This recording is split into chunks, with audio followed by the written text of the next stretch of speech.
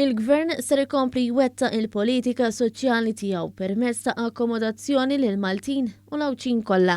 Dan intqal mill-Ministru għall-Akkomodazzjoni Soċjali Roderick Galdes waqt l-estimi finanzjarji tal-budget imħabbar għas-sena d-dieħla. Il-Ministru Galdes qal li l-Gvern assigura l-fuq minn 110 miljun euro għall-bini ta' 1700 appartament.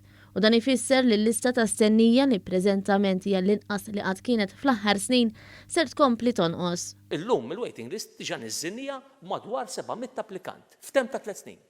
700 applikant li ħafna minnhom diġà benefikaw u tajjeb li nkunu informati wkoll li diġà allokajna kważi madwar 1000 unit f'da snin kollha kemm inna fil-Gvern. Il-Ministru spjega wkoll li twettaq eżerċizzju ta' riċerka fuq l-applikazzjonijiet fejn aktar minn 2000 applikant tal-akkomodazzjoni soċjali ġew intervistati b'reqqa sabiex jiġi żgurat li huma verament eleġibbli u b'hekk tiġi evitata l-possibilità li jkun hemm abużi. Il-Ministru Galdes tenna li l-Gvern huwa impenjat sabiex ikompli joffri tama lil ġenerazzjonijiet futuri sabiex jinvestu f'darhom stess.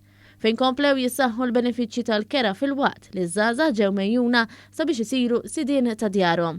Fil-Parlament tkellem ukoll id-deputat Laburista Castaldi Paris fejn qal li dan il-Gvern bil-fatti u mhux bil-kliem qed juri li għandu ruħ soċjali.